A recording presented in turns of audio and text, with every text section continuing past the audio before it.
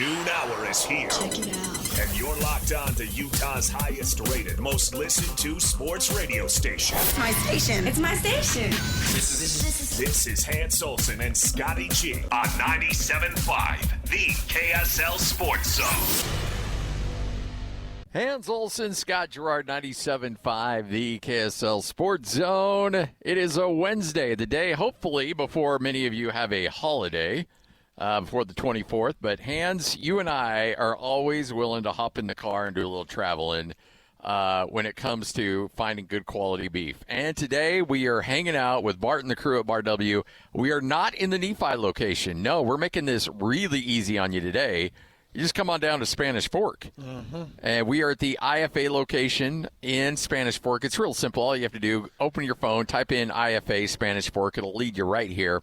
And we have got some incredible savings for you to load up on that beef. So you can come here, get the beef directly, and then tomorrow when you're celebrating Pioneer Day, you can fire up that grill and off you go. Yeah, that's what you need to do. That's Pioneer Day. Yeah. It's good old-fashioned beef, and it's homegrown beef. Beef that never leaves the state of Utah. It's born, it's raised, and it's processed right here in the great old state of Utah. And that is Bar W beef. And Scotty, you know, I love everything about Bar W beef, but what do I love more than anything at the Bar W beef? Sirloin. The sirloin steaks. Yep. They have a sirloin steak special today. That sirloin steak special, listen to this, 12-ounce sirloin steaks for $79.99. Wait, Bart, are you being serious?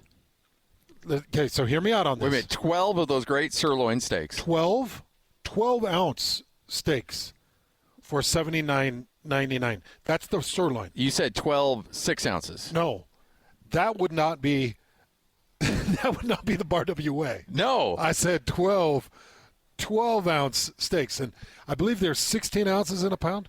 Yes. This is stepping up on a pound of sirloin steak. Oh. You're going to get 12 of those for $79.99. This is the pop-up, and these are the kinds of prices that you're going to get. That's unbelievable. And I know, me and Hans have been talking about this since we're blue in the face. You need to grab yourself the sirloins. You're like, I'm not a big sirloin guy. Oh, you'll be. Guess what? Neither was I until I had a Bar W sirloin. Yeah. It's the best sirloin out there. And it's also one of the more lean cuts. Yes. So if you're out there and you're trying to watch your weight, or you're trying to get a little bit more health conscious, number one, beef is full health conscious. Oh yeah. Number two, the sirloin, you throw the sirloin out on a grill with a little bit of charcoal, or you want to do a wood fire burn on it, or maybe you just got the old gas grill. Crank up the heat on that, throw a couple sear marks on that sirloin, leave it still to medium rare. And these sirloins have just enough fat to keep all the juice in. Yep.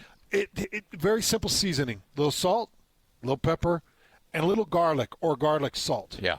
And you got yourself the classic sirloin. But this is what it's all about, Scotty. Just come down, Spanish Fork IFA. That's all you did. You put it in your phone. I text you. I'm like, give me the address. You're like, just put in IFA. Well, I was driving, too, and I was like, can I copy and paste this and not get into a wreck? And I'm like, that's probably not great. So I just said, just type in IFA Spanish Fork, and boom. Yeah, and it brought me right here. Right there. IFA Superstore in Spanish Fork. You're going to see the pop-up. It's right there in the parking lot. And you'll see the big billboard that's got all the great specials. And I want you to come down. Yeah, we are. Man. Yeah, well, that's true. I am. Oh, I man, love I'm this getting place hungry. so much. I love Bar W beef. 25 pounds of ground beef for $100. 25 pounds. That's such a steal. And this is the Bar W ground beef. Yeah. It's funny because I've told my wife and my kids, we do not fry our Bar W beef into taco meat. No. We do not fry our Bar W beef into stroganoff meat. No. Bar W beef is pressed flat. That's all it is. It's pressed flat, or it's fried into a mound, and it's used for burger. If you can't touch that Bar W beef burger flavor, don't mess with it. Don't put taco seasoning in it. You don't do that. You just a little salt, a little pepper, and you've got that Bar W beef flavor. That's like taking one of these sirloins or one of these ribeyes and throwing A1 sauce all over it. Don't do that. Don't do that. Yep. Come on, what's wrong with you people? Not how it's done. So the ground beef, 25 pounds for $100. Yeah, Scotty and I are excited about it. Yeah. Oh, because we're very excited. We love Bar W beef. So Spanish Fork IFA, come and see us. There's a lot of times we advertise for places and they'll say, okay, is it really that good? And this one, I am always like, yes, absolutely. It's better. Like, somehow, Hans and I are underselling how good it is. We are. And all you need to do is take a drive to Nephi, go look at the facilities. Yes. And you'll see why. Yep. There's nothing like it in the state. There's really nothing like it in the West. Not really, no. The way they can house and keep cool almost 500 head, and that they can dry age for 14 days. They can dry age for 14 days. Nobody can do that. Nobody does that. Scotty, you and I grew up in ranching territory. Nobody in Idaho could do that. Nope. These facilities are incredible. But I did see, I wanted to mention this to you. Did you see, I got some bad news that the NFL Network and the Red Zone are being purchased by ESPN. Did you see this? Oh, are they really? I did not see that. I went up to Logan this morning, caught Jared Calhoun and his staff doing practice. And by the way, that Utah State team has a chance to be really good next year. Did they put some money into it? Or they put a lot of money into that roster, and they got some talent coming back. And that was as physical and competitive and nasty of a basketball practice that I've ever seen. And that's in July. Yeah. So anyway, but moral of the story is, I've been out of the loop a little bit. ESPN's buying the NFL. Oh, man. Well, that's what Awful Announcing posted, and that makes me want to throw up. It does me too, because everything ESPN touches, it gets ruined. And one of the things that was the most prominent was the NBA Finals, the NBA playoffs, and the NBA Finals. Anything that ESPN was trying to run with, they just turned it into complete garbage. And, ESPN's gotten to this point where they're trying to virtue signal, and they're trying to act like, oh, well, we'll hire anybody. It's like, stop hiring anybody. No. Hire the best. Yes. Hire the best. There's no reason to virtue signal. You don't need to use your platform to show that our country's diverse. I know our country's diverse. Just give me the best personalities. Give me Charles Barkley. And that's give me Shaq. Okay, so they got a little bit of a loose tongue. So they're a little mouthy. I don't care. They're the best personalities. ESPN eventually is going to come here to this IFA and find a bridle and put it right around Chuck and Shaq and say, hey, guys, you can't say that. Guys, we understand women in San Antonio may be a little on the larger side, but you can't say that. We know the water in parts of Michigan are not good. Yeah. But let's not attack their community. Just stop it. Galveston's a really wonderful place. Come on. These guys are pure entertainers. They're incredible. And, fine. If a female voice is the best voice in a play-by-play or color scenario, I'm fine with it. But that's not the case with Doris Burke. She's not good. It was not good. It was terrible. So give me the best voices in the game. Give me the best understanding of the game. I don't care what gender. I don't care what color. Just give me the best. That's all I want, and ESPN won't do it. They're terrible. Oh, man. And so they're gonna destroy the Red Zone. And the one thing that I really loved, because I know you don't watch it, but one of my guilty pleasures is the NFL Draft. I love watching the NFL Draft. I'll watch most of the rounds, especially 1 through 3, 1 through 4. I'll watch pretty much every selection. ESPN's NFL Draft coverage was unwatchable. Yeah, and it has been for like a decade. And you know what the NFL Network did? They had Rich Eisen. They had the crew that was on the NFL Network, and their draft coverage was phenomenal, especially compared to ESPN. I haven't watched ESPN's draft coverage in years because I couldn't do it. Just couldn't do it. Yeah. And now ESPN's going to get their grubby paws on it, and it's going to suck. Yeah, they're going to rip open the NFL. Oh, man. Now, that's a report coming from Awful Announcing. Well, those guys are usually on it. Yeah, that's the only reason I mentioned. They don't miss very often. No. But I'm just looking at it like, please don't let them take that. And I'm just hoping that ESPN can figure it out, because I do love NBA postseason. I think it's the most refined form of postseason in all of sports. Now, the NHL has a very similar version of it. What I mean by that is finding the correct champion. Yes. Nobody lucks through the NBA Finals. Nobody lucks through the NBA playoffs and the NBA Finals. They refine and they find the best team of the NBA, and I like that. Same with the NHL, and we're just starting to learn more and more about that with the NHL. You can't fake a 7-game series. Nope. It's not possible. So I love it. Stop messing with it. I want to be able to watch it next year and enjoy it. I can't believe how bad it was this year. Oh, it was awful. It really was awful. I mean, it sucked so bad. Yeah. Oh, shoot. Man, that just ruined my day. Yeah. You know what, Lloyd? Wrap it. I'm done. Let's just be done. JJ and Alex coming up next. Hans and Scotty. No, we got a busy show for you. Nate Orchard, Hall of Fame. Nate Orchard will join us coming up in our next segment. We'll have a chance to chat with him. He gets the honor of being part of the University of Utah Hall of Fame, and good friend of ours. We look forward to chatting with him. We will talk about that coming up next and what that was like to get that phone call. And I got to imagine, what do we got to do? We need to, find a way to create a campaign to get Hans Olsen in the BYU Hall of Fame. Not just as a player, but as a contributor, as a media member, as a member of the broadcast crew, which really has solidified, I think, your place in the Mount Rushmore of BYU athletics. All I can say is in the in the line of the movie Taken, good luck. My guy's got a specialized set of skills that need to be celebrated. Good luck. All right. Starting a lineup, let's kick it off. 97.5, the KSL Sports Zone. This is Hans and Scotty G. Let's go. The lineup is set, and it's time to kick off the show with the biggest topic of the day. This is the starting lineup on 97.5, the KSL Sports Zone. It is your starting lineup right here on 97.5, the KSL Sports Zone. Hey, we're at the IFA location in Spanish Fork. It is an opportunity for you to come get some of the best beef on the planet. Bar W is here, their pop-up location. You can go to Nephi. Hans and I won't be there, but we're here in Spanish Fork. We'd love for you to come by. Just type in IFA Spanish Fork into your phone, and off you go. All right, NFL training camps underway. Camps are going to be starting for BYU, Utah State coming up next week, as well as your summer is rapidly coming to an end as college football is almost here. And Hans, I just can't get here soon enough because I'm fired up to see college football, but there's so many question marks. One of the biggest ones at quarterback is certainly with BYU, but I've seen Devin Dampier a lot. And I'm really curious to see what Devin Dampier does at this level.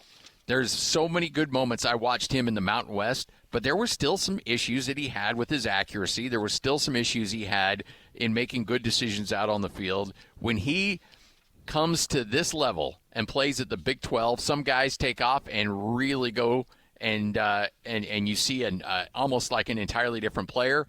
Both good and both bad. You saw a guy who won a Heisman Trophy last year that essentially came out of nowhere and took over and played extremely well. I think Devin Dampier's got the ability to do just that, but I'm not going to say it's a foregone conclusion that it happens. But I'm really fascinated to see what he does with a good complement of weapons around him. Well, and I'm interested to see what they do behind him. What's your depth look like? At running, a quarterback. Yeah. I mean, how good is your depth? Because right now BYU's depth is being tested. And we know that Utah's depth has been tested, and they've been found lacking. Yes. And I think that probably has a lot to do with why Andy Ludwig is no longer there. You've got to have a quarterback stable. And as lucky as the Big 12 was last year, because I went through all the numbers. It was crazy in number. The numbers are wild. Yeah. And I could give you games available and numbers played by those quarterbacks that didn't get replaced because of playability. Yeah. Because of lack of production. There were some quarterbacks that were sat in the Big 12 because of lack of production, but very few were sat because of injury. Very few games missed because of injury. It's not going to happen again. So what does your depth look like? And the biggest question that I've got over the last month has been, what is BYU's depth? Who's going to be the starting quarterback? And now what's going to happen? Well, that's not my job. Aaron Roderick is compensated very well, very generously. BYU is now in competitive pay mode. They have been so good to me just in the weekends that I spend with them. So good to me. Hey, so good to their softball fill-in play-by-play guy. So both of us have a pretty good understanding of where BYU is financially right now. Yes. They didn't extend a calling to you as, Brother Gerard, will you please come call a softball game, did they? No. No. They said, hey, here's a number. Would you be interested? And I said, yes. Yeah. I would be very, very interested. It's a nice number. So they're very competitive right now. So Aaron Roderick is being very well compensated. And when Kalani Sitake looks around and he's like, okay, so we brought in a D tackle, we brought in another D tackle.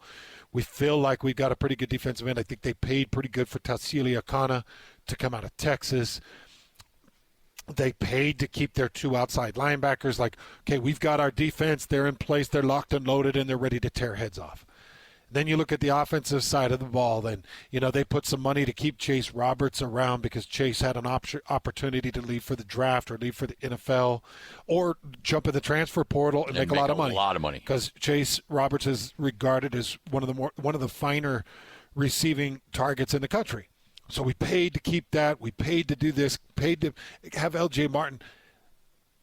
If you come to this table and you don't have a quarterback as a number 2 or number 3, even if you were caught off guard with what happened with Jake Retzlaff, it becomes a you problem. And there's nobody else to blame. And there's no shadows to hide under. You are responsible for that quarterback room. Now, the good news is Aaron Roderick is a very successful, very reliable coach, and I would expect he'll have that quarterback position locked and loaded and ready with talent. If it's not, and there are a bunch of mistakes, and the offense is anemic, and you're having major issues, there's one person that you go to and say, okay, tell me what's going on here.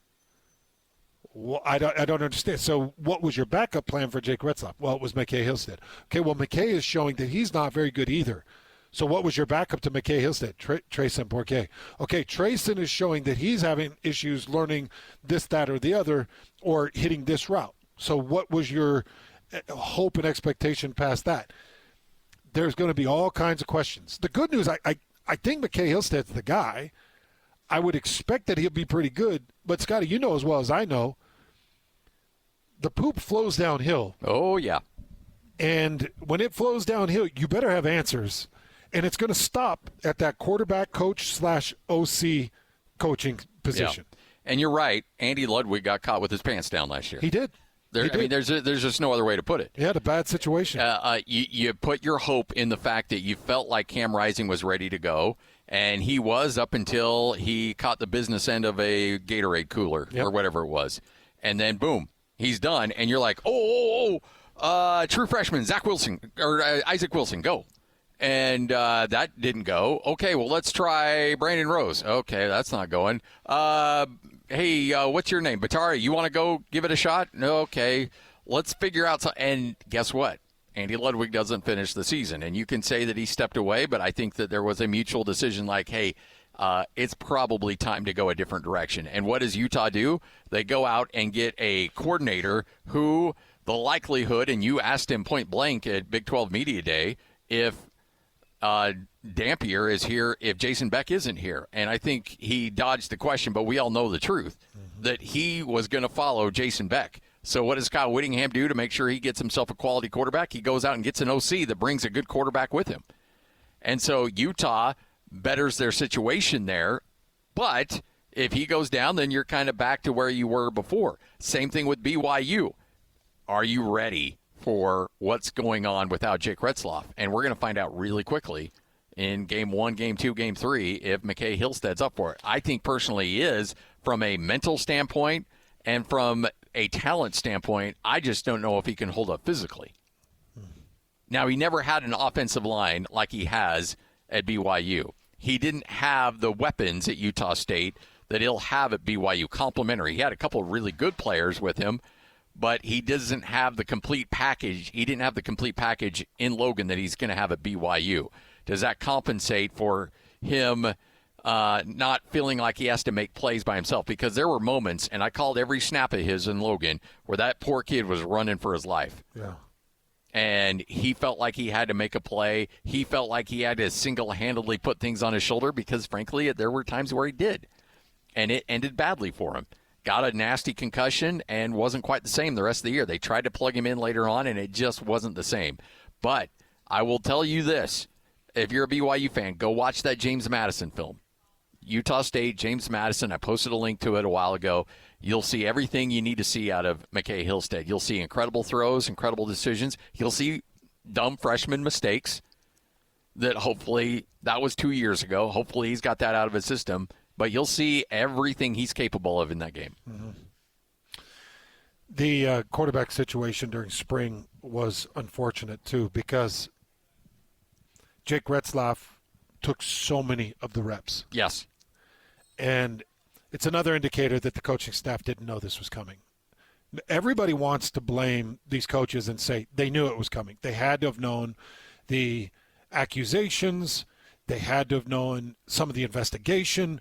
They had to have known, because these things have been going on since 23. Yeah. A long time has it's transpired.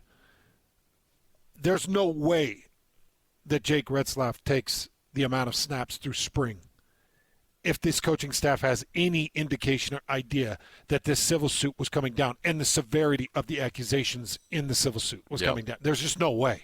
There's no way your main contribution in the transfer portal for that room is Bear Bachmeier if you knew something was going down the pipeline. That's another indicator. The other indicator, there's no way that it was a 3-quarterback spring. There were 3 quarterbacks out there. That's it. Bourget, Hillstead, and Retzlaff. Otherwise, you would have had another 2 quarterbacks out there repping them saying, oh, no, we're going to have problems coming down the line. So let's keep Retzlaff on the side. Let's rep out these 5. So I do have great empathy for the position that Aaron Roderick finds himself in. But this is Aaron Roderick's job. This is his job. This is why he's paid well. This is why Kalani Sitake hired him. This is why BYU fans should trust him and believe in him. Because of moments like this, he's got to have somebody primed and ready to go. And there aren't any excuses. Well, I didn't know that this was going to happen. It's major college football, bud. Yeah. You should have at least 2 guys in the pipe. You know, and BYU's missed on a couple of guys. Conover's moved around. I can't remember the Spanish Fork kid. Was it Spanish Fork kid that that said he was going to win the Heisman? Yeah, that said he was going to win the Heisman. I don't even remember where he's at now. And moved on down the line. There's been some misses. But there's been some hits. Aaron Roderick has put a couple of quarterbacks in the draft. You know, he would have had Jake Retzlaff primed. Oh, yeah. Jake Retzlaff went and won 11 games. Aaron Roderick has proven I can get quarterbacks ready. I can get them ready to play even at a young or kind of an unexpected age. And I fully expect Aaron Roderick to be able to do that. It's hard. It comes with questions. Yeah. Okay, well, what does it look like? Well, right now, it looks like McKay Hillstead. That's what it looks like. And if I know Aaron Roderick the way I know him, and over the years of covering him as a quarterbacks coach in OC, I believe that he's going to have a guy ready. And Stanford's going to be the biggest test. Portland State, out of the gates, but Stanford comes to LaVell Edwards Stadium. At the very least, they'll have some athletes on the field, and we'll see how he does. Yep. All right, Hans Olsen, Scott Gerard, 97.5, the KSL Sports Zone. The Jazz, Utes, Cougars, and Aggies? Yeah, we've got you covered. This is Hans Olsen and Scotty G on 97.5, the Sports Zone.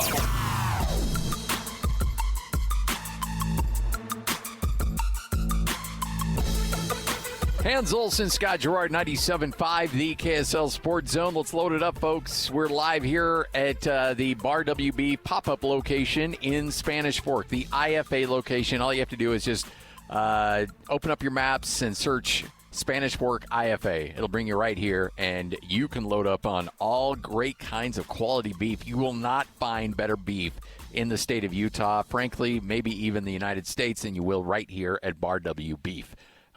I can personally vouch for that because these guys, they do it right. Nate Orchard is going to join us coming up here in just a moment. In fact, he joins us right now.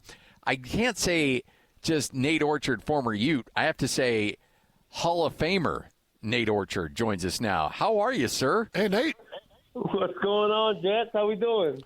Do they give you like a red jacket or something like to commemorate you being a member of the University of Utah Hall of Fame? You know, I've caught rumors of that being the case where you do get a red jacket. As far as I know, only time will tell.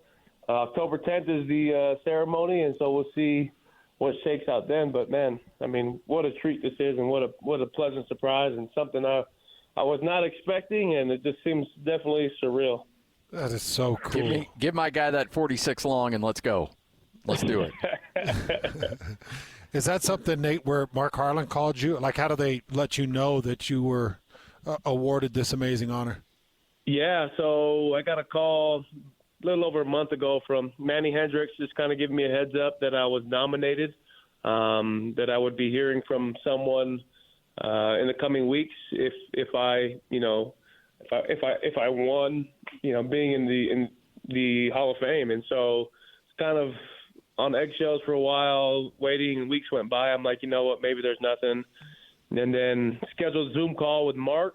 I jumped on, and we started with a little bit of small talk. And at one point, I was like, you know what, this is where he breaks the bad news. Just by the tone of his voice, I'm like, man, this is not sounding good. And he kind of paused mid-conversation, and he just said, Nate, enough of the small talk. I just want, this moment's all about you, and just want to take a moment and let you know that, every year hundreds of athletes come through the university, and only 1% get this opportunity. And with everything you've given to the university on and off the field, I want to thank you, and then at this moment I want to welcome you into the Utah Crimson Hall of Fame. Wow. And, man, my heart dropped, right? It's just like, man, here I am, a kid from Inglewood, California, bumming it out in the streets, living outside of my storage unit, to then come around full circle to leave my mark at the University of Utah and have a career in the NFL, then to come back and be in the Utah Hall of Fame of all things. It was a sweet honor. It kind of brought me to tears. I'm glad they didn't put that footage out there, but I was tearing up a little bit, just a little bit. And, just feel very, very fortunate, very grateful, and blessed in a lot of ways. Where did you – obviously talent's the number one thing, but the fact is you got to have the work ethic. You have to have the drive. Where did you get that from? You know what they say, you must get it from your mama, but I got some from my mama and some from just life circumstances, man, things that situations that I've been put in. And regardless, I think it's just collectively just a village, the people around me that helped shape me and mold me to the man I am. It's hard to say if it was one particular person. I like to take something from everyone in every situation, good or bad, and just try to be the best person that I could be. Later in my career, what really changed my mindset with everything going into my senior year was just visualization, and just kind of visualizing what I wanted for myself, for my family, and just I think that kind of helped propel me and put me in a position to get those 18.5 sacks. So, Nate, take us a bit through the life story. You talked about wandering around the streets of Inglewood. How did you end up here in Utah? So my brother, who was 16 at the time, moved here, met his beautiful wife. They got married and had a family. And so that's what brought us from California to Utah, and been here ever since. My AAU coach, who's now my dad, he's the one who really changed the trajectory of my life as far as just giving me an opportunity. He saw me playing basketball. I had about 20 steals and 0 points and 15 rebounds, and I couldn't find the net for whatever reason. Could do everything else. Saw potential, and so again, just opened the door for me, and to really put a roof over my head and just love me and my family along the way. Again, it took a village. It took a lot of people not giving up on me to allow me to be here in this beautiful state and to create such a meaningful impact and memories. And here I am again, just feeling very blessed, very blessed. Well, the fact is that we joke about advanced windows, but when Hans and I went and took a tour of the facility, and it would be very easy for you to be like, yeah, you know what? I'm Nate Bleepin Orchard. I kind of got into this as a family member, and now I'm helping run it. And I've got this nice office upstairs, and I'm going to have my own personal shower and TV and everything I want up there, and I'm just going to camp out there. And we walk in there, and we see you sweeping the floor. We're seeing you go out on installs, talking to people, doing the heavy lifting, doing all the work because it's your blood, sweat, and tears. And it would be very easy for you to say, no, I'm not doing that. But yet you do it. And I just think that's why you were so successful on the football field and why you continue to be successful in life. I appreciate it. And it's funny, obviously, since you guys were here, I think I lost my office. I actually gave it up, and it's split between 3 people right now. So I'm just roaming right now, But, again, the people are everything. From my upbringing to my even time in the NFL, people behind the scenes, whether it's training staff, equipment people, folks in the cafeteria, grounds crew. Those are the kind of guys, equipment guys, man, that just were a light to my day, that do so much. And I've always said, if I get an opportunity to have my own business, such as Advanced Windows, I'll make sure to treat my people the way I want to be treated, the way they should be treated, and just feel very fortunate that we get to transform people's homes each and every day, by putting new energy-efficient windows in. And we're just doing that one home at a time. But along the way, we smile and try to make the most of situations and do just that. So, but I appreciate you guys, man. This means a lot, Hans and Scotty. This is really fun. Appreciate you.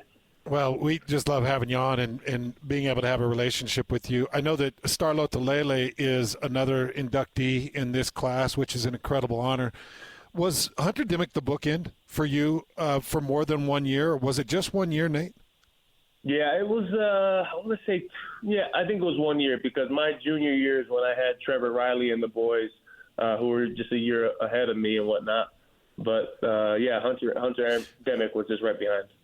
How impactful was it, some of the guys that you had that pressed pockets and kind of helped your game and maybe help the football fan out there understand in order to come up with 20-some-odd sacks in a season or, set different sack records, there's a lot of things that have to happen, and kind of walk people through maybe the magic of that defensive line that gave you so many opportunities to come through with sacks.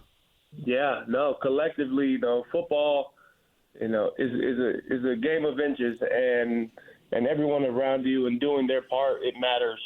And so for us, those 11 guys on defense, whether it was the safeties, the linebackers, the corners, defensive line, we work collectively as a group from, there's a reason why you have blitzes that need to time out the way they do. And so therefore coverage needs to hold up the timing of those fire zone blitzes. All of it plays a huge role in my success. It wasn't just me. I wasn't the only one out there getting sacks. I had 10 other guys doing their job to make it possible, whether it was Eric Rowe out there on coverage so they couldn't throw a deep ball, or, Jared Norris holding up on a zone and just making sure that he could press up against the tight end. I mean, everybody had to do what we like to call their 111 to make it possible for me to have the success that I did. And so when I wasn't getting to the quarterback, I made sure my other guys were doing it. So whether we were doing line stunts up front or sending a backer on a blitz, that's the whole reason why we as a group led the country in sacks with 50-plus sacks. That's something I love hanging my hat on, is as a defensive unit. I mean, we were just ferocious, and we wouldn't back down from anybody. And I think that's what Utah defense stands for, and why we've had so much success over the years. Nate Orchard, newest member of the Utah Sports Hall of Fame, University of Utah Sports Hall of Fame, joining us right here on 97.5, the KSL Sports Zone. All right, so when you and Jake are hanging out with us in studio, we joke around a lot. So I want to make sure that this is the real story and not something that we joked about. Was Kyle Whittingham, did you get on his radar and first get offered because of what he saw of you on a basketball court? Was that right? Hey, that's right. That's a good memory. Yeah, no, my first offer came right after a basketball game my freshman year. At the time, I couldn't accept it until my sophomore year for NCAA reasons or whatever. But, yeah, so I was a freshman backing up my cousin, Latu Heimuli, who was a junior at the time. And we had Norm Chow, we had Jay Hill, we had Coach Witt. I believe Kalani might have been there. We had the whole lineup just sitting there front row in Highland High School watching my cousin play center. He was getting recruited from LSU, Florida, everyone around the country. And here I am, 170-pound, scrawny kid, 2 left feet, didn't know what he was doing, but I was backing him up, right? And so he subs out of the game, and I step in for him. And here I am going against guys who are 6'8", 6'9", down in the post, just holding my own and scoring points and getting rebounds and doing all those things. And I'll never forget Coach Witt coming up to my dad and said, "Is that your boy?" And he said, "Yes." And ended with just, "Hey, we want to offer him a full ride scholarship right now to the University of Utah to play football." And that was that, right? I knew I always wanted to stay home. And they had my commitment. And, of course, for years to come, Jay Hill, he guilt-tripped me and just saying I gave him my word so I wouldn't take any other official visits, which I still regret to this day. But, I mean, at the end of the day, I kept my word. I went to the university because of family, because of the program, and not just because it was going to give me a fat check. Oh, man. There was a lot of money you could have had you been born. A lot of money. Ooh. Oh, did you miss the 16 cutoff? Yeah, I did. Yeah, you didn't even get full cost of attendance. Oh, Nate missed the 16 cutoff. He doesn't even get a part of the whatever 8 billion or 28 billion, whatever billions of dollars that they're pouring back. That's terrible. That's going to be paid out over 15 years. Yeah, I don't get any of that. Jeez. Yeah, that's a bummer. But you do get cemented in a Hall of Fame. That's got to be surreal to think that your name will be cemented in a university's Hall of Fame. That's got to be an overwhelming emotion. No, it is. It is. And the fact that, again, out of the hundreds of athletes and, thousands of football players over the years to come through that university, for me to get that honor, I mean, again, just speechless. I just feel very fortunate to be in a select group of guys that have this type of accolade, and just feel very fortunate, again, for my teammates, for my coaches, and just everyone a part of this journey. Life's a journey, and the legacy you leave behind and who you are is what people remember you for. And so, again, just grateful for the people that I've had around me in my circle. In this day and age, though, you wonder how many guys are going to be able to put together careers like you did because, and by the way, I'm not blaming anybody because if somebody throws out generational money to me too, I've got to look at it. But Utah's going to bring in or recruits that are transfer portal guys that are only going to be here a year or two. They're going to lose guys that are only going to be here for a year or two. And I don't know how much longer, Hans, we're going to have the 4 or 5 year guy that ekes out that long career that is a Hall of Fame worthy. Not many. They'll be few and far between. Nate, man, you're the best. You, boys. We really appreciate it. Again, congratulations to you. Congratulations to the family. Congratulations to your folks and everybody else that had a big part, and maybe even a little bit of congratulations too to Jake because I'm sure he'll try to take credit for it or something too. He has already. He's already celebrating. Hey. Very well deserved, Nate. Thanks for the time, brother. Thanks, Nate. Appreciate it, fellas. Take care. There he is, Nate Orchard, Hall of Famer, University of Utah. All right, take a break. What you may miss next, 97.5, the KSL Sports Zone. Number one. Miss any part of the show? Every moment of every show is available in podcast form by searching Hans and Scotty on your favorite podcasting platform or online at KSLSports.com. This is Hans Olsen and Scotty G on 97.5, the KSL Sports Zone. Hans and Scotty, 97.5, the KSL Sports Zone. You know that guy in college that is good at everything. Like, he's good looking. Okay, here's the perfect comparison. Bar W Beef is essentially Christian Cox. Like, good looking, good head of hair. Like, I'm trying to find something that I can, knock on it. and Bart brought out some jerky. I'm like, I bet the jerky's not that great. The jerky's awesome really good. too. I'm like, hillbilly. It's the hillbilly beef jerky. I just bit into it. Yeah, very good, flaky. I know it's a flaky perfect jerky because it's not that's going to rip out a molar or two, but it's got a little bite to it. It's like the perfect flavor. Yeah. Anyway, we're going to talk to Cole here in a second from Bar W, but they do everything right. A lot of NFL camps are up in action, and it was just announced today that the New York Giants expect to start Russell Wilson.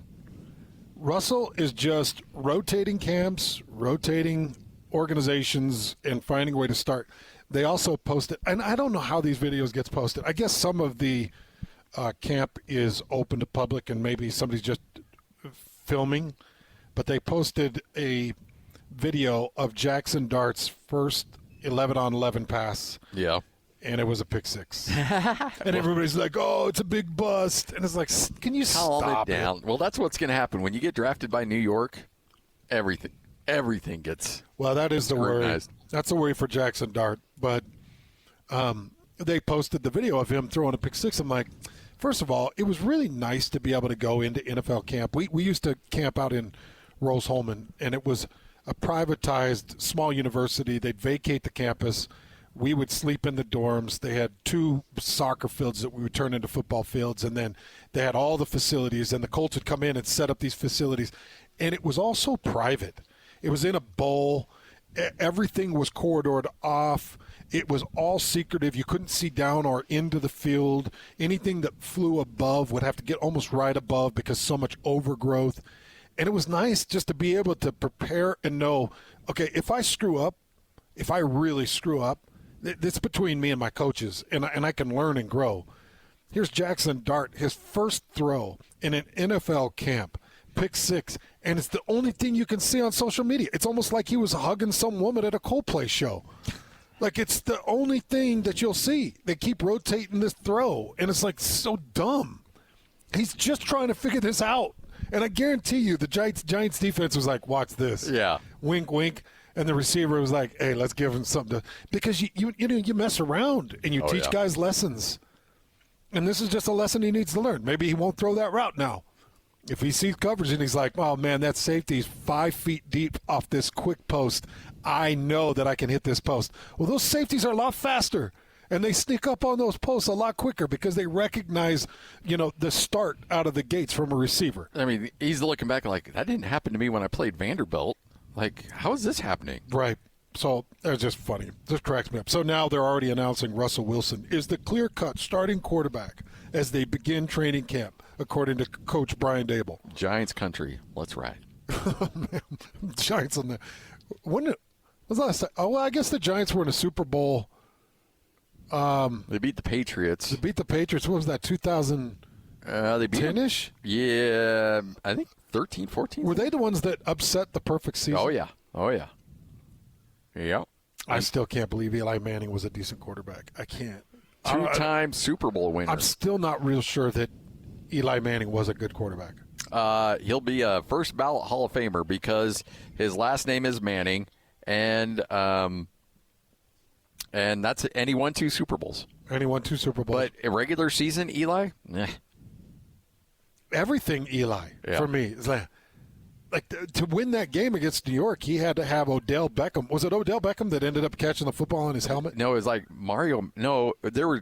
What's that guy's name? That's the only catch he made. Like, he was not a big-time receiver. Oh, okay. Odell had the big, the regular season one-handed one, but the guy that pinned it off his head. It wasn't Odell? No, it was some no-namer. And then David Tyree. Oh, okay, yeah. And then the next time they won a Super Bowl, it was past a Mario Manningham, of all people, where he tiptoed on the sidelines to help him win that one. There's going to be a lot of great quarterbacks left out of the Hall of Fame. Speaking of Hall of Fame with Nate Orchard, there's going to be a lot of great quarterbacks that are better than Eli. It is hard to argue 2 Super Bowls. I mean, he matched his brother. Peyton ended up with 2, Yeah, right? Peyton got 2. Well, 1.5. I mean, Von Miller essentially won him the second one.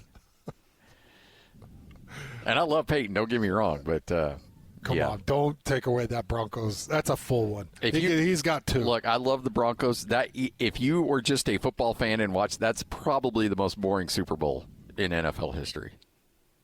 That was a really There wasn't a lot of offense. No, that one they got smoked against the Seahawks was probably more boring. yeah, maybe so. Lloyd. That last one the Raiders played in 20 years ago where they got smoked. Oh, man. This is what it evolves into. It devolves into just every time. Chaos. 97.5, the KSL Sports Zone. You're locked on to Hans Olsen and Scotty Chin. That's right. Yeah! On 97.5, the KSL Sports Zone. Hans Olsen, Scott Gerard, 97.5, the KSL Sports Zone. Hope you're all having a tremendous day. 24th of July coming up tomorrow.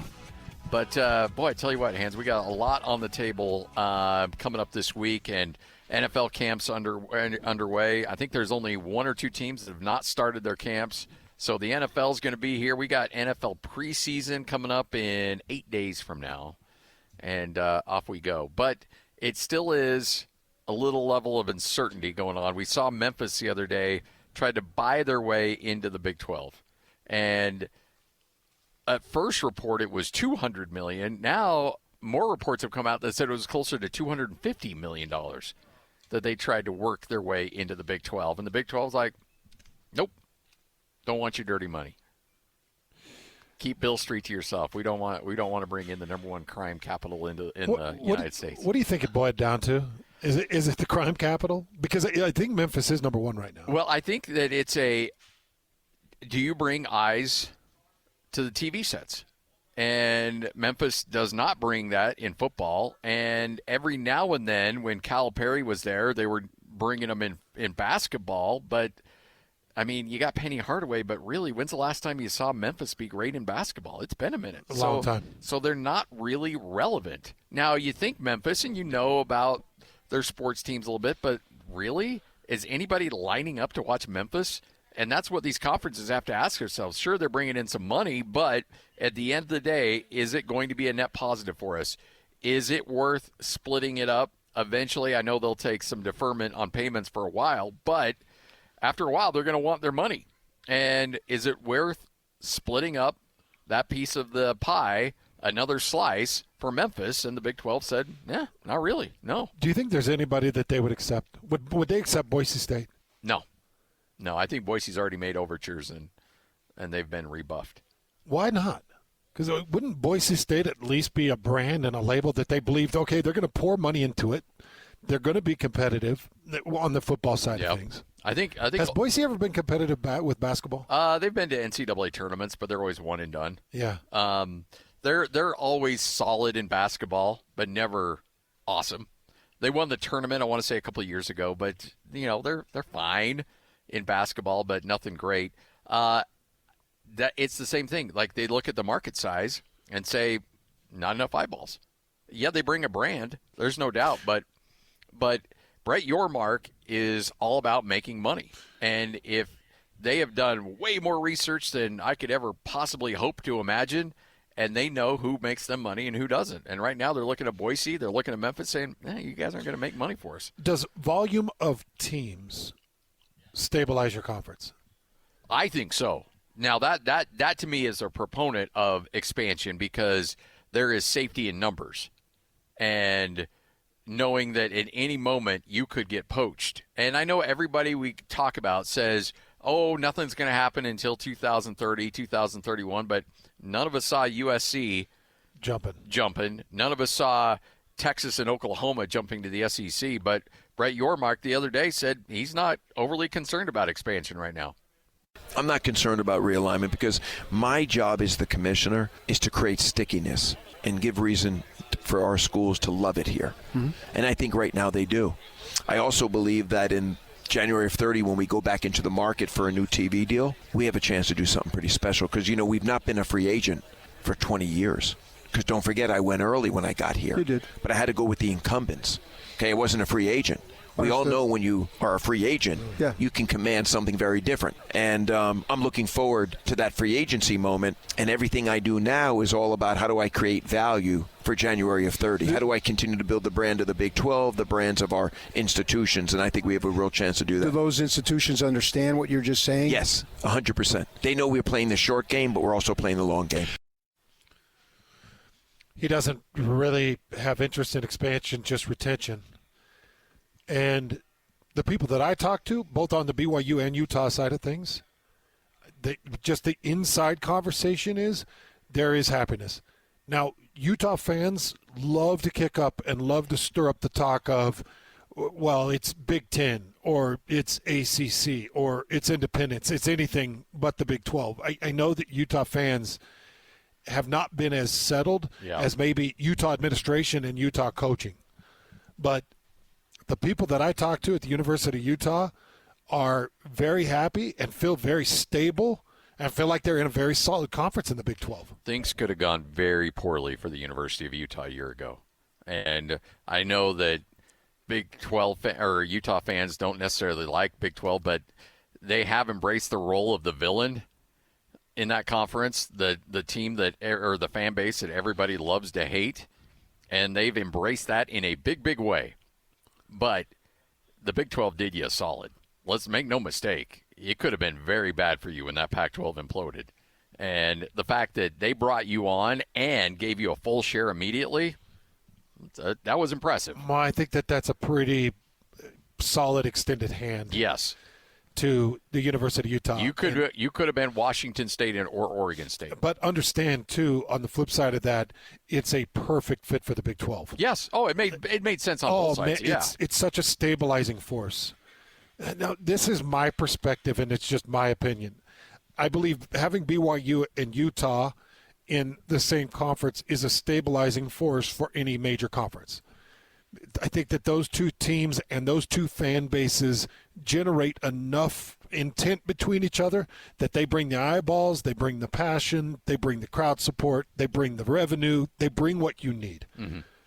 So Utah has been a fantastic addition, regardless of how other Big 12 fan bases feel. And it's not just BYU fan bases. And it's fine. Utah embracing the hill, I love it. It's fine. Too. But don't, what do the kids say? Don't lose that, what is that, emotion? What the kids say something? Don't lose that, where the energy. Don't lose that energy. You know, if you're going to bring the heel energy, don't lose that energy. No, embrace it. Keep it going. Bring it, because when Utah gets good again, which they're going to, this staff isn't going to stand by and let time pass and have another 5-win season. When they get good again, and they're going to have that same energy. It's that same, hey, screw you, we deserve better than you. Because, there always has to be a hill. Oh, yeah. USC was that hill for so many years in the Pac-12. There's always got to be the hill. And you brought up the point of becoming a full revenue partner. BYU is finally to full revenue ability. And it's taken some steps and some time, and that's created animosity, and that's fine. I did ask, who did I ask? I think it might have been Yormark. In fact, Lloyd, if you could look for this cut too, I asked Yormark if there was any animosity with schools seeing these full revenue partners that had to step up, like Houston and BYU, that had to step up the revenue charts. And he actually acknowledged, not everybody was happy in this whole thing. And he said, I can understand why, but we needed to make a move, and we needed those corner schools to stabilize our conference, and I was going to do what I needed to do. Because when he talks about retention, when Brett Yormark talks about retention, you got to make sure that somebody's not sitting there ticked off about something. Oh, yeah. For instance, if I'm BYU and I'm sitting in the Big 12 and I'm like, these jerks come in full revenue partners. They make us step up at 50 and 75%. We got to go 3 years in this conference before we're full partners. This is ridiculous. You give Colorado and Utah this money right out of the gates. And if it sits there and simmers and nobody addresses it, and all of a sudden expansion occurs, and the ACC feels like they're falling apart, and they've got to stabilize, And they're like, geez, man, we've got to find partners. And the ACC reaches out to BYU. How you feeling? Well, we did not like the way this was handled. Now, we put on the happy face, and we tried to smile through it all, but I did not like how this was handled. It made us look really stupid that we had to step up in partnership, and Colorado and Utah come in full partnership. And the conference be able to leverage those bad feelings into an under-the-radar and during-the-night exit. Mm-hmm. That's what your mark has to guard against. You know, there's a perfect example of this, and it was, you go back to 2010, it was Texas A&M when they went to the SEC. And they were in the Big 12, and they got tired of everybody kowtowing to Texas. Oh, Texas this, Texas that, Yeah. blah, blah, blah, blah, blah. Yeah, And they're exactly. Like, That's and a they're- good point. And they're like, you know what? And the SEC's like, hey, would you be interested? They're like, damn Let's go. straight we would. I want out of this conference. And they jumped, and they ended up making a financial windfall and did everything they could to try to keep Texas out of the SEC. Like, they're like, hey, you come begging to us. Yeah, which makes you wonder now, is Texas A&M ticked off about that? And would they do the same to the SEC? Because Texas A&M is another stabilizing force. I mean, that would be great to have them as a partner. Oh, yeah, for sure. But, you know, when you hear your mark saying we've got to work on retention and not as much expansion, I would just check in with everybody and make sure that everybody's sitting in good standing and feeling good about their position, because Cincinnati, Houston, BYU, was there a fourth? Or was it just those three? Central Florida. And that's right. And UCF, those four had to stair-step full shares on the revenue when Colorado, Utah, Arizona State Correct. came in as full partners. That would tick people off. That would tick me off. You know, and if I'm Brian Santiago or Tom Homo and I was going through the negotiation of all this and just saw the Mark Harlan step in after, you know, battling to keep the Pac-12 intact and saying the Pac-12 is fine and Give me a break. and they give me a break, and then all of a sudden they become a full partner, and it's like they didn't even want to be here. And you give them full partnership. Those are the kinds of things you got to make sure are settled. Or if there's scheduling conflicts. And scheduling conflicts are a real thing, especially in a Big 12, in a 16-team conference. And you're like, so why are you making this scheduling decision? You're putting us on the road in 2 consecutive weeks. You're giving these guys a bye week before our game, but we don't get the bye week. How are you managing Thanksgiving weekend? Why are we on the road again on Thanksgiving weekend, University of Utah? You know, and a lot of times it's very tough to appease everybody with scheduling, but keeping everybody happy is definitely going to be a tough thing for your mark to do. Yeah, I mean, that's where George Kolofkov lost the handle on the Pac-12 because he had grumpy people in his conference and he didn't know about it or refused to acknowledge it or refused to take care of it. And USC just kept brooding and brooding and brooding, and finally they call up UCLA like, hey, we need a dance partner. Today's your lucky day. We're going to go cash in. Isn't it crazy what anger makes you do?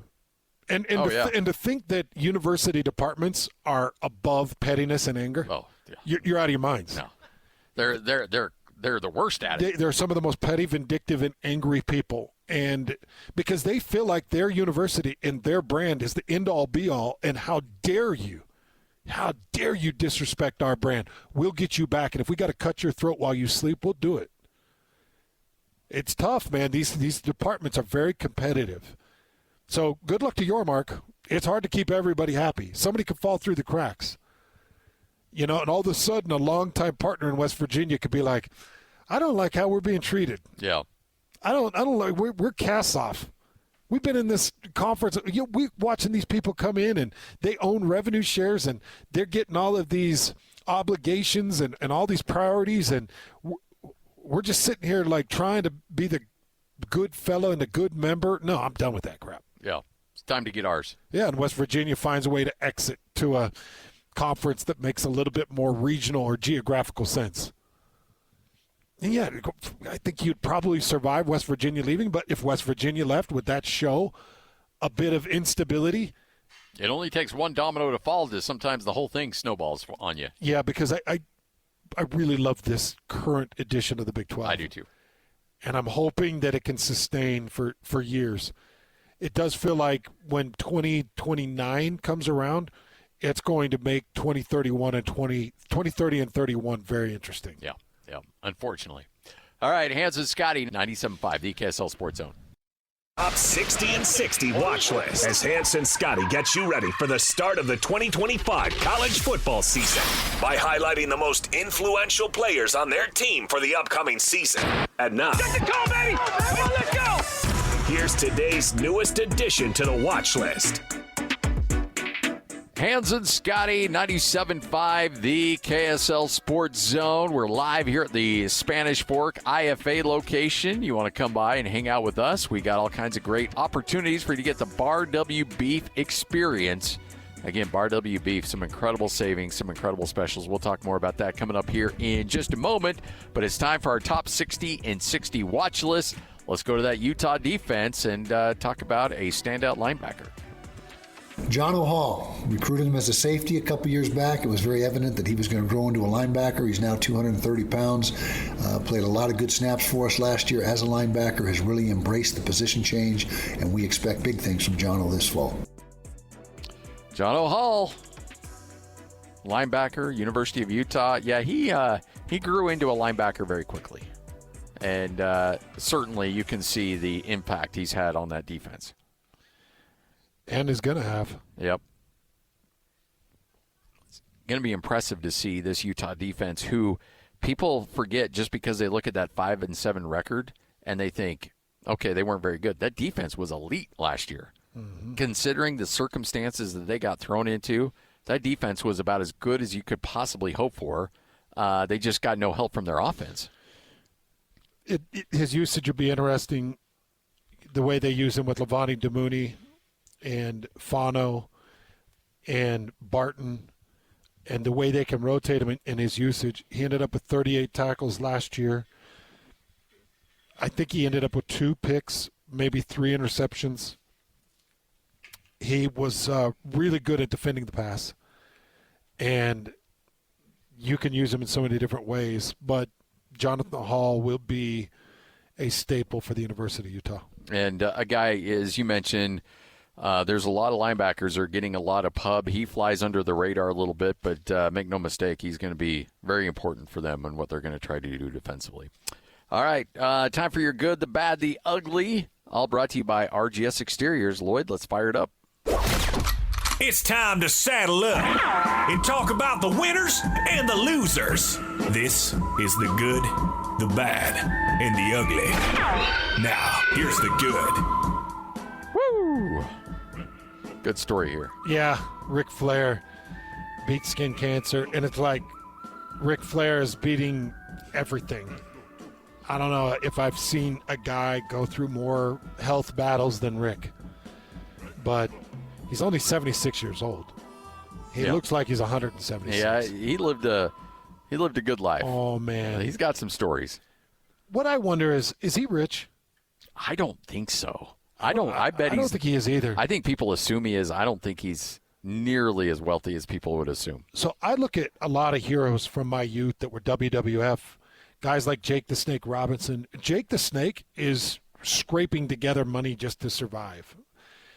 Same with the Hart Foundation, Randy Hart, and that crew. They don't have money. How could you be a childhood legacy and not have a penny to your name? And I think that Ric Flair's the same. And I don't think it's because they squandered it. They just never had it to begin with. They never had it. Yeah. I honestly think that the McMahon family just screw jobbed every one of these guys. Yeah, you think Dana White was rough on his fighters. Doesn't hold a candle to what the McMahons did to their wrestlers back in the day. Like, I would love to see even the Big Show. Let me see your bank account. Yeah. The Big Show is one of the more historic wrestlers in WWE and WWF history because the Big Show came in at the back end of the WWF.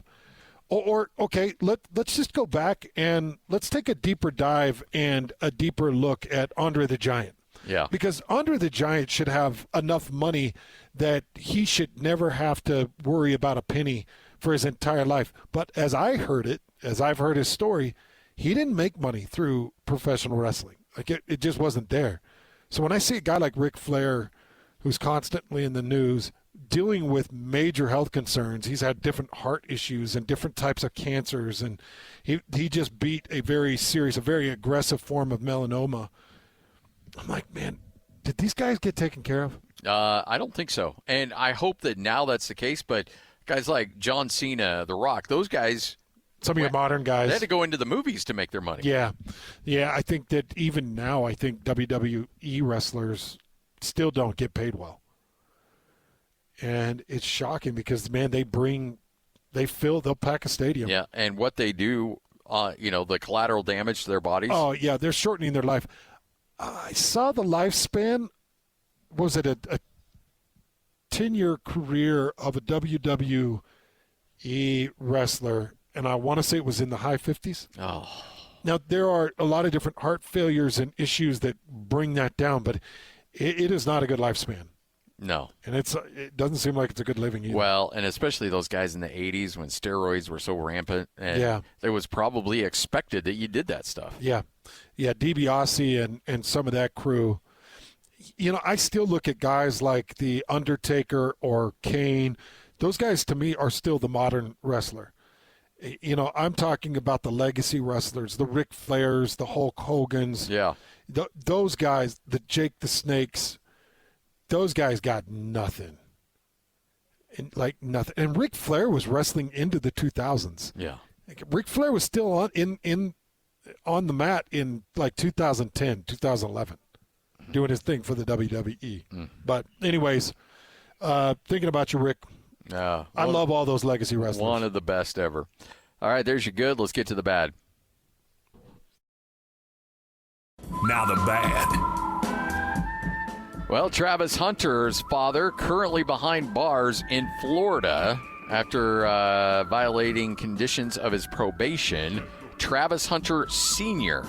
was booked into jail on Tuesday on one count of probation violation.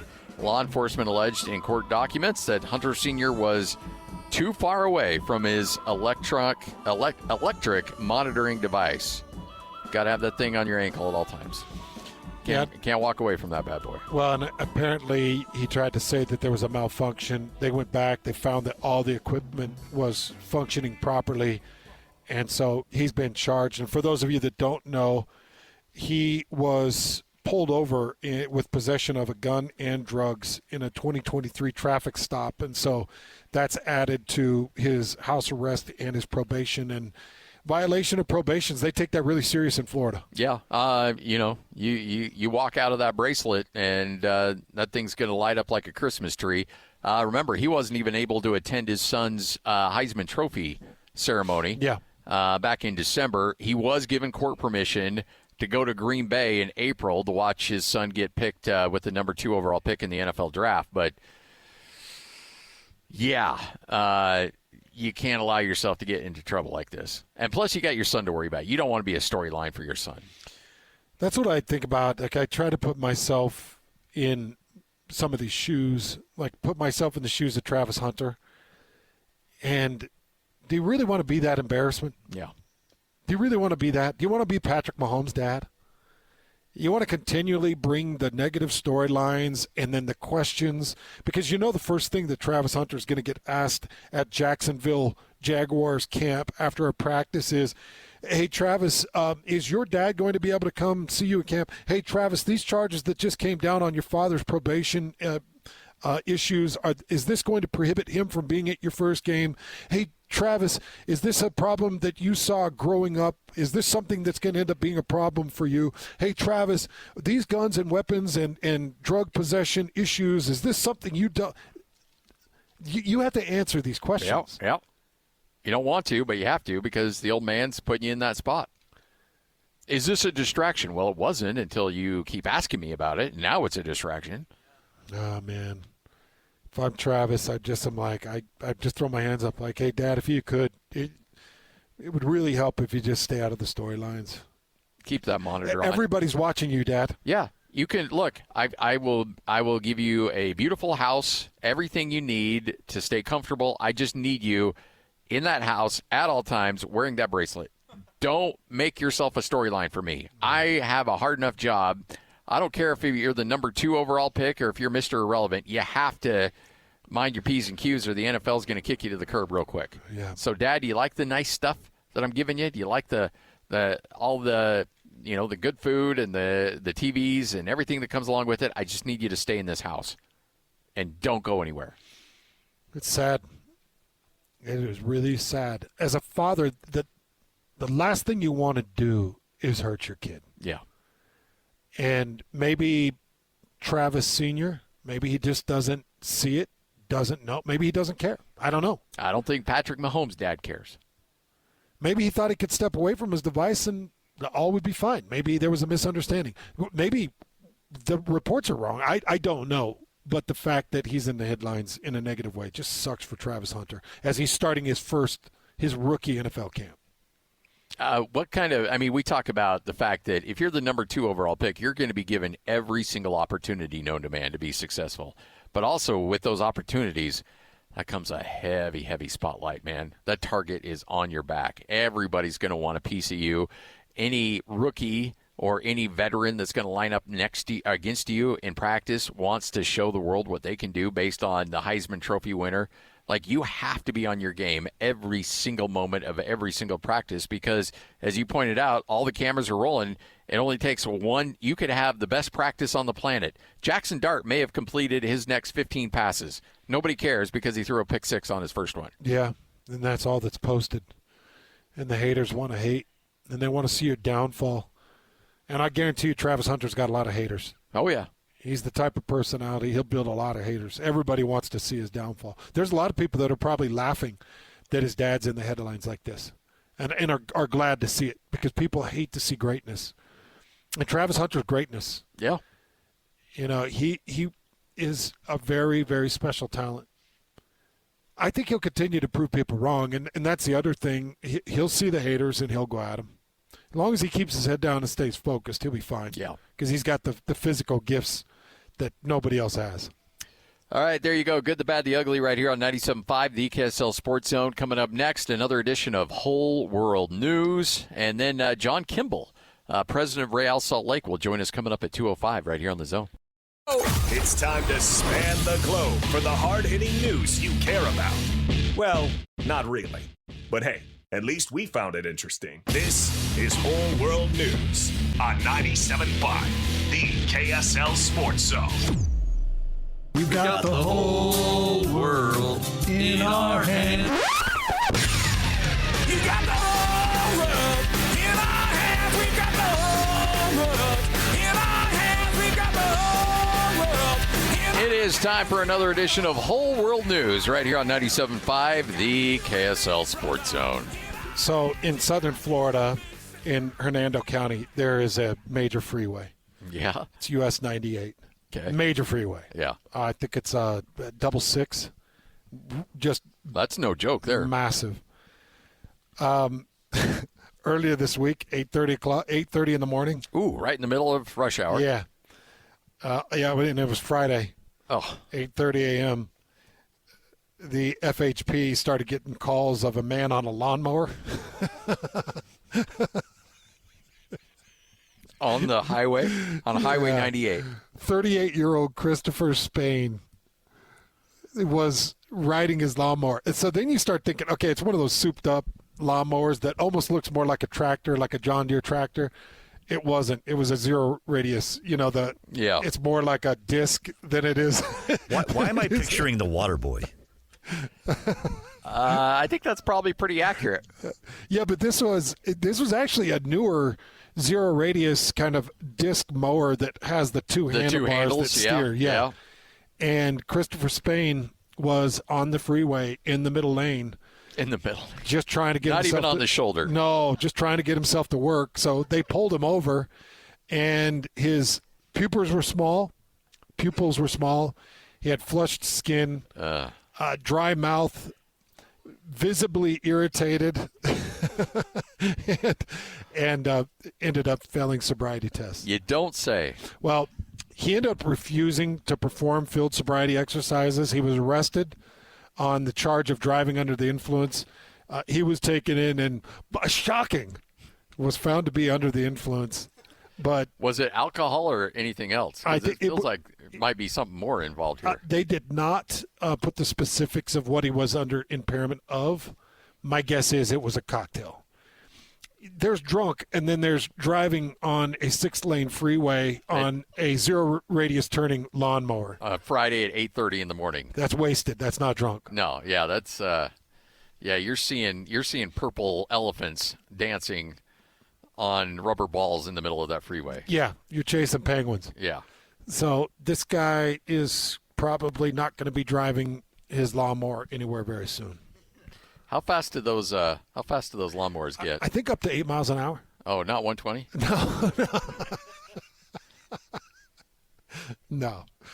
No, but they do have cup holders. Okay. So that'll help.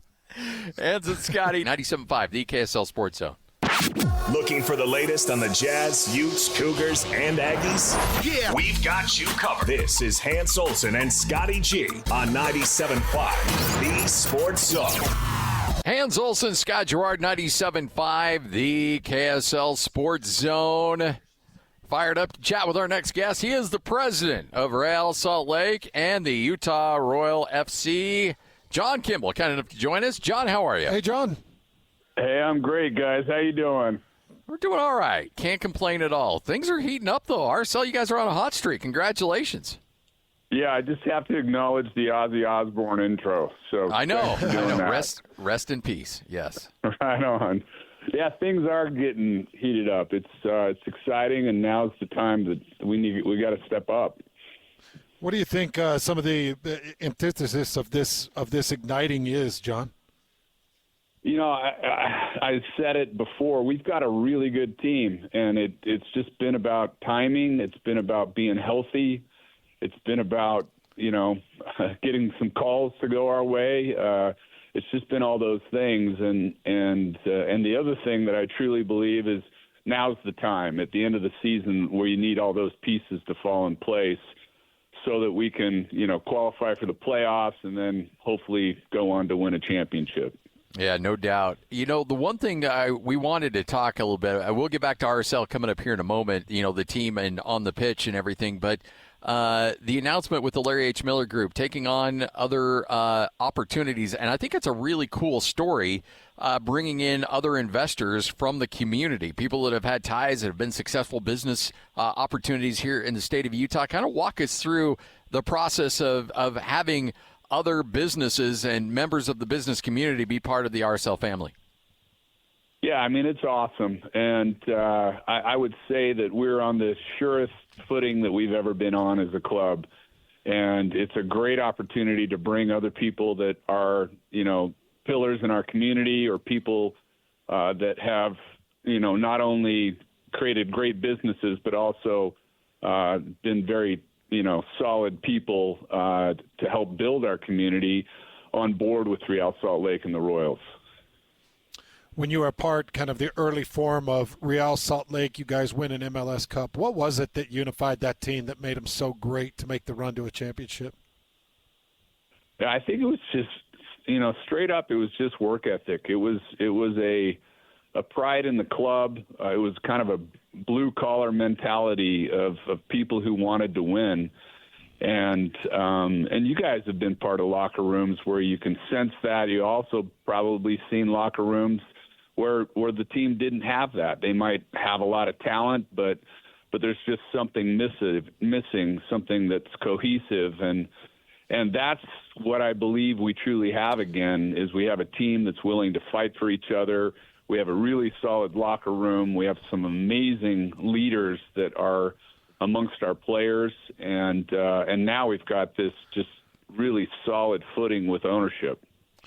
John, you just said something that really stood out to me, because you've essentially been a part of every iteration of Real soccer, and you just said that you feel that this is the most stable footing that you've been on. Kind of take us through that. Is that the Miller influence? Is that the influence of these community leaders? Kind of take us a little bit deeper into that, because when you say things like that is very impressive and a prominent comment. Yeah, I mean,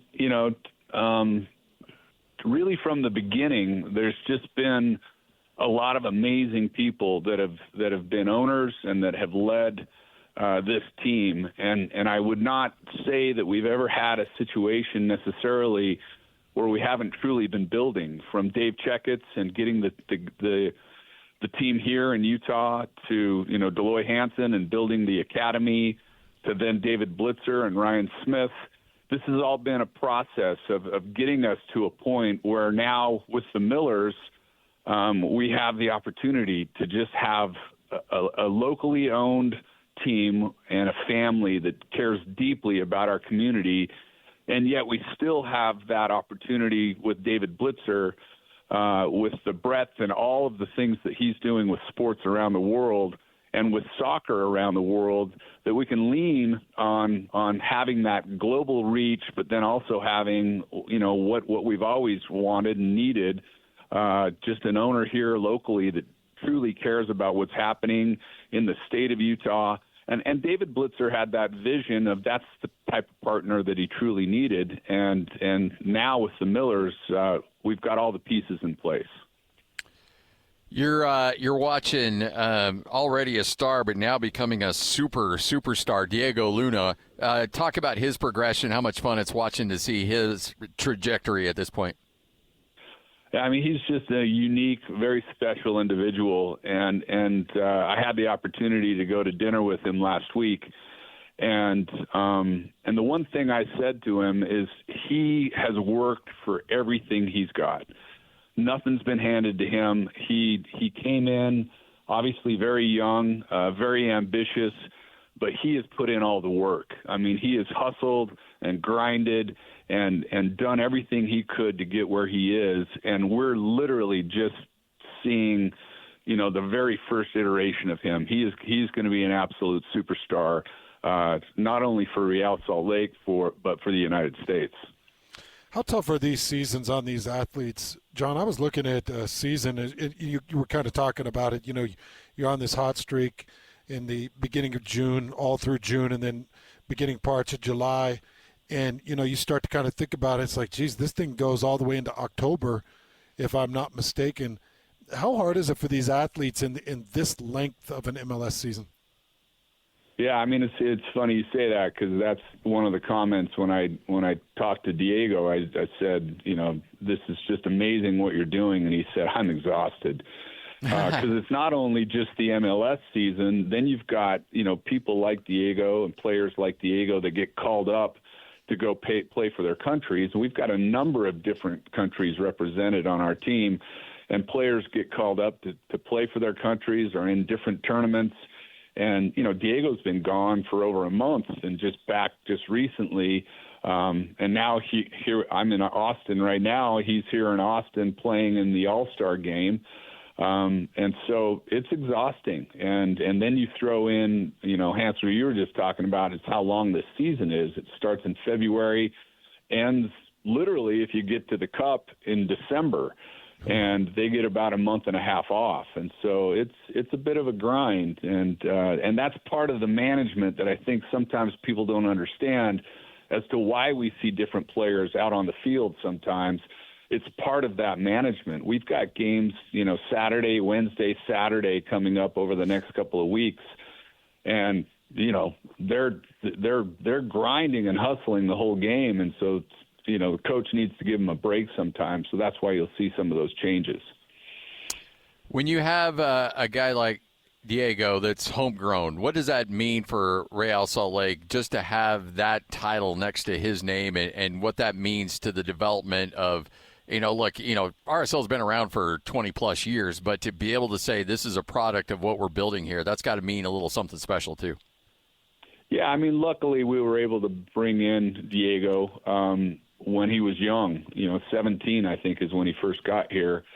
And, that is part of what makes us up as a team is we're looking to bring in young athletes, ideally bring in athletes that are from Utah, but then turn them into professionals. And when you've got a personality like Diego who's willing to do the work, I mean, that's sometimes I joke about millennial athletes that just aren't willing to do the work.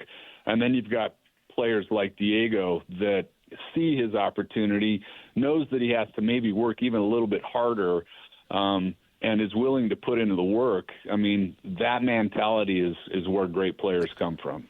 I mean, he spent a side job, dishing out coffee. I mean, that's the kind of effort he was making sure to keep this dream alive. That he's like, you know what, I'm willing to do whatever it takes to make this happen. He really is unique. That was part of our conversation at dinner. Is why did he do that? I mean, he was getting paid to be a player, and he said, I just didn't want to sit in my house and watch YouTube and play video games. He said, after practice, I wanted to go out. I wanted to meet people. And he said, working at the coffee shop that he worked at, he said, I intentionally wanted to get that job because I wanted to interact with people, and I wanted to put myself out there, and I wanted to learn about our community. And again, it's just, when you're sitting with a player that, says things like that and has that kind of work ethic, it's just you can see the greatness coming. You see the building blocks and the things that they're putting in place to not only be a fantastic player, but just to be an amazing human being. So, John, I wanted to kind of walk into a certain area of Major League Soccer and get some ideas from you, because when I saw the partnership with some of these great names and top-end businesses and Traeger and Built Bar and others, I thought, okay, there's some really good infusion of good personalities, and I know those people. I know Nick, and I know some of the people that you're partnering up with, and they're great people. But then I started thinking, okay, so what exactly is the meaning of the partnership here? And then a question kind of popped into my mind that I wanted to throw at you.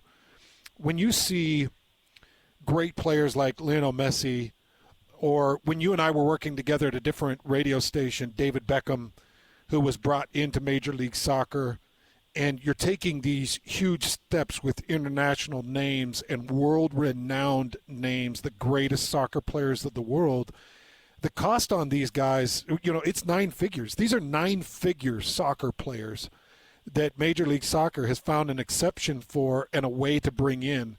So is this something that Real would ever get involved in, bringing in a level of player with name recognition like a David Beckham or a Lionel Messi or, some of these greats? Is there ever a potential of that?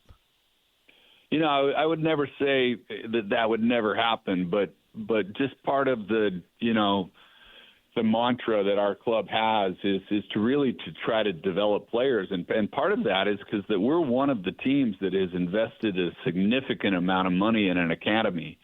And probably I would say more so than going and buying a David Beckham or Messi, we want to build one. We want to build a Diego Luna. We want to bring in a kid that, when Messi was 17, when Beckham was 17 or 14 and was going to an academy, those players are out there. Those players are in America. Those players are young and have that ability to grow. And I think that is probably more our makeup or our chemistry than bringing in a 9-figure player. But I'm never going to say that couldn't happen. But what we really try to focus on and what Kurt Schmidt is really good at doing is going and finding players and scouting players that we truly believe, just based on where we are economically and how we want to focus, that we can grow those players into becoming substantial players. And we're in that process. Our MLS Next team has won championships this year and done extremely well with the academy, with Tony Beltran and all the different kids that we're bringing up in our system. They're winning championships and they're winning big tournaments. And so these are the players of the future. I would say right now that's probably more of our plan than to go look for a 9-figure player.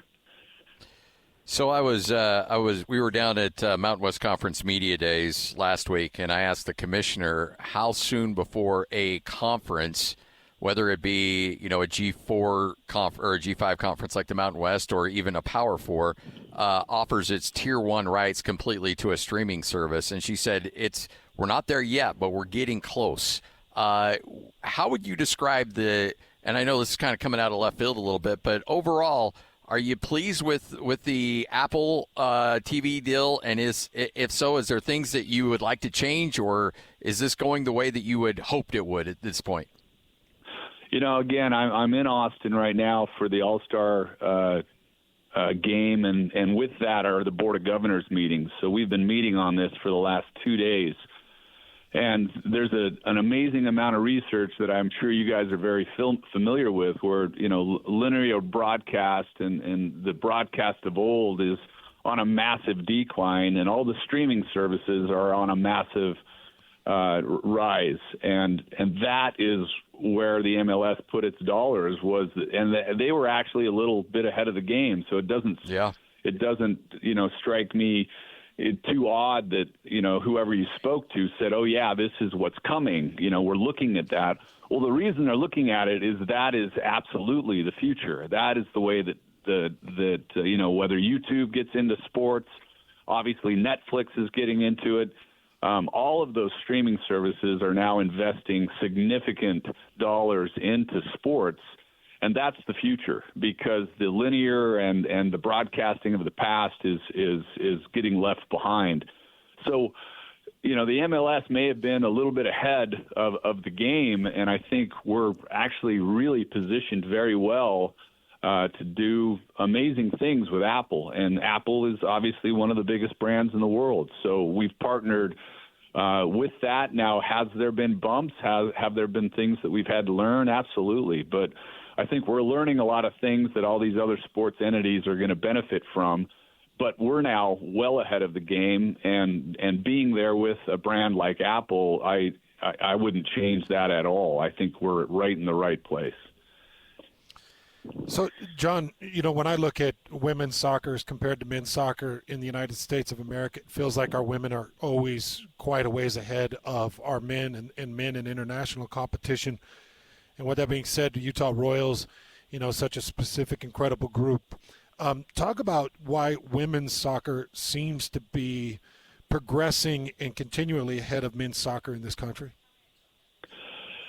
It's a good point, and I think especially even in Utah, and Hans, you're well aware of this, the women's sports in Utah, and the fact that even women's soccer in Utah is highly elevated, and that's where some of the best players in the country come from.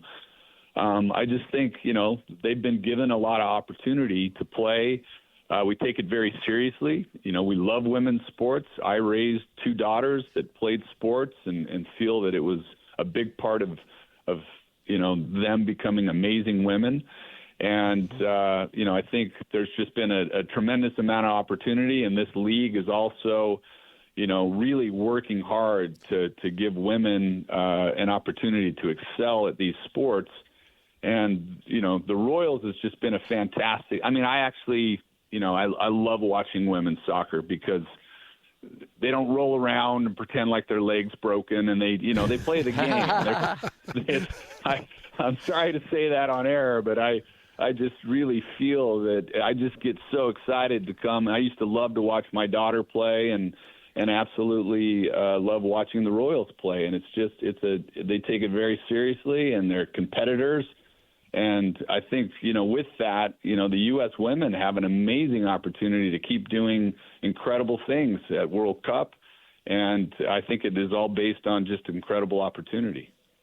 You can take the guy out for the rugby team. You can't take the rugby out of the guy, No, though. you can't. No. John is still based in toughness. Yeah. Every bone he's broken. If you rolled around and pretended you were hurt in rugby, your own teammates would slap you across the face. So. Hey, when you're meeting with the Board of Governors, you mentioned the TV contract and other things you're talking about. What are, I guess, the old school SWOT analysis that they used to make us do back in the day, John. What are things that concern the Board of Governors? What are the things that, I don't want to say are keeping you guys up at night, but the things that you want to see addressed that you feel like for Major League Soccer to take the next step or two that you guys need to make sure that you rally around it and get behind? A lot of things that are happening right now, and you hit one of them on the head. The Apple contract is very important to this league, and how we shore that up and take advantage of it. World Cup is obviously a massive subject that is on everybody's mind, and how do we take advantage of having – and I said this to you guys, I don't know, maybe a year ago. I said this will be the largest sporting event in the history of the world, with the World Cup coming to the United States. And so how does our sport, how does our league, how do we use this as a tipping point and to send this league into the stratosphere? And we really, truly believe there's going to be a massive impact on not only people who watch soccer, but young kids that'll get the chance to see the world's largest sport by billions of people be celebrated in the United States. And now some of our very best athletes are going to want to play soccer. And that's a massive tipping point for the sport, for the league, for soccer in general. 2 more opportunities to see Real Salt Lake in July. You got those beautiful summer evenings at America First Field. You got MLS regular season action with Real and San Jose, and then you've got some League Cup play with America versus Salt Lake, Real Salt Lake. It's going to be an awesome way to finish out July. I hope everybody gets out there, John, and takes in some great soccer and enjoys the finish to a beautiful month. Yeah, I mean, that Leagues Cup with Club America, that is one of the biggest teams out of Mexico. So we've got a massive Hispanic community in Utah, and there's actually a lot of people that will travel. That's going to be a very competitive game. And with our team, you know, kind of hitting its stride right now, it's going to be really exciting the next couple of weeks. Can't wait. John, appreciate it. Thanks for joining us. Enjoy Houston, and look forward to catching up again here soon. All right, guys. Thanks so much. Thanks, John. There he is, president of the Utah Royal FC as well as RSL. You just talked about kind of the heater that they're on. They won they didn't have a loss through June. Yeah. That's the way they phrase ties. Yeah. You know, because they did tie up with Kansas City. But July, off to a hot start. They beat St. Louis. They beat Houston. They beat Portland. They just lost their most recent against Cincinnati, but they finish out against San Jose, and then they got League Cup play against America. That's going to be great competition. It's going to be a big match there. I know you and I don't talk a lot of soccer, but when we get an opportunity to talk to John, we do love really praising the brand. And I hope John's right. I hope that this current iteration of ownership gives them the resources they need to grow, because one thing that I'm familiar with in the world of soccer, you need money. You need resource to grow. Now, he said that they don't have interest in bringing in a 9-figure individual. Okay, that's fine. And they did build an academy to grow and to develop. That's fine. Insert the money and continue to grow this, because you mentioned Diego and you mentioned a couple of other players. I do think they've got a great base. And it would be nice to see them return to championship-level play. Yeah. It's just been a long time. It's been a minute. Since you and I kind of jumped into sports radio, really. Oh, yeah. Yeah, no, it's we're getting on to, was it 2010? I think so. 09, 10, around there. We're looking at 15, 16 years. Maybe just a touch earlier. But, yeah in there. All right, Hans and Scotty, 97.5, the KSL Sports Zone. The wheel is loaded, and it's time to talk some sports. This is Sports Roulette with Hans and Scotty on 97.5, the KSL Sports Zone.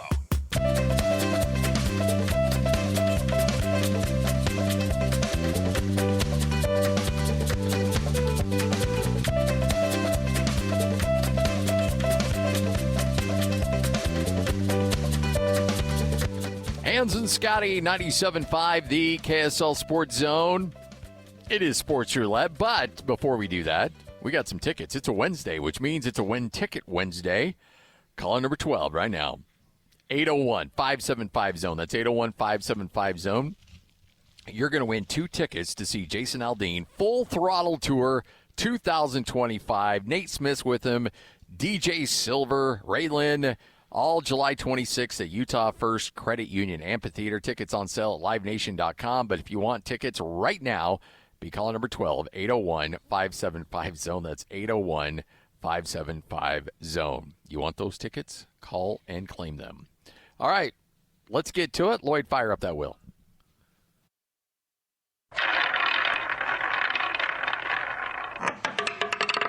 Better not mess this one up.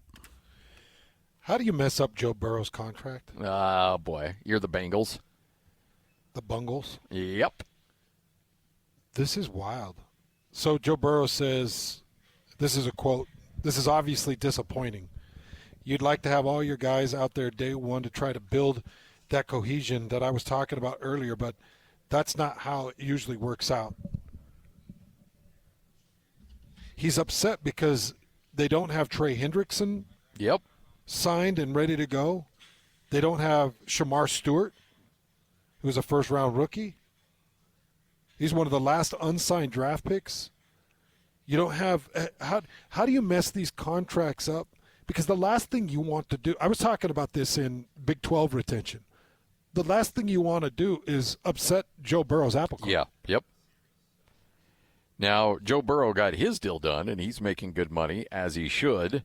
But the fact that you're the only team in the NFL that has not signed their first-round pick.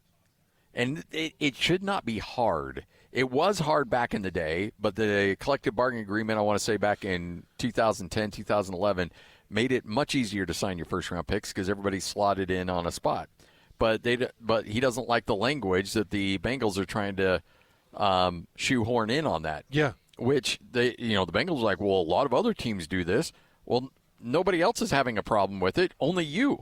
And then you have Trey Hendrickson, who is just an incredible player, 2024 All-Pro selection, the NFL sack leader, and you can't find a way to get his deal done either. It's actually wild. I was just reading through some of his post-practice quotes. He said, "Nobody's ever going to fault the player for doing business how he feels he needs to. This is a cutthroat business. You got to fight for everything that you can get. That's how it goes." And he's kind of looking at the Bengals organization like, stop fighting with our best players. Yeah. I'm the best thing that you've got. I'm the best thing you've had in a long time. So keep your mouth shut, get these guys signed so we can go and try to win something great. And if Joe Burrow stays healthy and if Cincinnati can put a little bit of talent out there, well, Cincinnati should be right in the fight. Yep. But if you're screwing around and you're messing up these contracts, as soon as Joe Burrow's got a chance, he's gone. He's gone because you just heard it. Nobody's ever going to fault the player. This is him. This is his quote. Nobody's ever going to fault the player for doing business how he feels he needs to. It's cutthroat. You've got to fight for everything you can get. That's how it goes. He's setting the stage. Get me a team that I can win with. Put the right talent around me. For heaven's sake, at the very minimum, get our rookies signed so that we can get the business. And I think that there's a bit of an unspoken or else. Yeah. Oh, there very much is. That dude is smart. He's calculated. He is saying, hey, I'm the leader of this team. You want me to lead? Get me my players. You want me to win games? Give me my players. Take care of our people. Because when you see those surveys go out, that I want to say like February, March, you always see those surveys, anonymous surveys of teams, and they rank with facilities and health and nutrition and all this stuff. The Bengals are always at the bottom of that because they nickel and dime their players. They make them pay for protein shakes, like little things that everybody else throws in. The Bengals are always trying to, skirt the rules or do something that the players like. Because these guys talk to each other all the time. They're like, well, don't you have to pay for parking? No, I don't pay for parking. Wait a minute. You don't have access to your team facility 24/7 if you want to get a workout in at 4 a.m.? No, because they won't pay for security to be there. Those little things matter to players. They do. And they know. Do. They know that what other guys get that they're not getting. Mm-hmm. And, it's a problem. Yeah, don't mess this up, Cincinnati. Or do. And then let him go play for somebody that actually cares about winning. It'd be nice to have him in Las Vegas. Yeah. Wow. You imagine if you guys actually had a real quarterback? Make my life a lot easier, I can tell you that. Our life a lot easier. Oh, Lloyd, you're not a real fan. Oh, come on. Been waiting for something like this. There's one real Raider fan on this show, and his name's Hans Olsen. Gino's just so disappointing to me. But I'm giving him a chance. I'm going to give him a chance. Let's see how he does in the. Would you rather have that silver. 80s rocker that was there last year? that injured his shoulder? Gardner Minshew? Yes. No, I'd rather Geno. Okay. Yeah, it's gotten better. It has gotten better. He does look like he could play base for winger. Yeah, I can see that. I mean, remember when he put out that video? Like it was like not Kip, the Uncle Rico video that he did from his van. Yes, it's like, geez, man. I think he actually did live that life where he spent an off season just in a van driving around the country, which to me is the American dream right there. If you're financially able to just have an RV or a van, and you just like, you know what, I'm gonna go to Rochester, or I want to go to Des Moines, and oh wow, that's a cool museum. I'm gonna spend a couple days here, and just have that financial wherewithal to be able to do that. Oh, I love it. I'd love it. Be able to tour. Holland Oates and Minshew. Holland Oates and Minshew. The Oak Ridge Minshews. Yeah. Oh, he does look like an Oak Ridge boy. He looks like an Oak Ridge boy. Yep. Good call on that one. All right, we'll wrap this thing up. Get you ready for JJ and Alex next down here at the Spanish Fork IFA location with Bar W Beef. They've got you squared away, folks. Bar W Beef here in Spanish Fork, one of their many pop-up locations right here on 97.5, the KSL Sports Zone.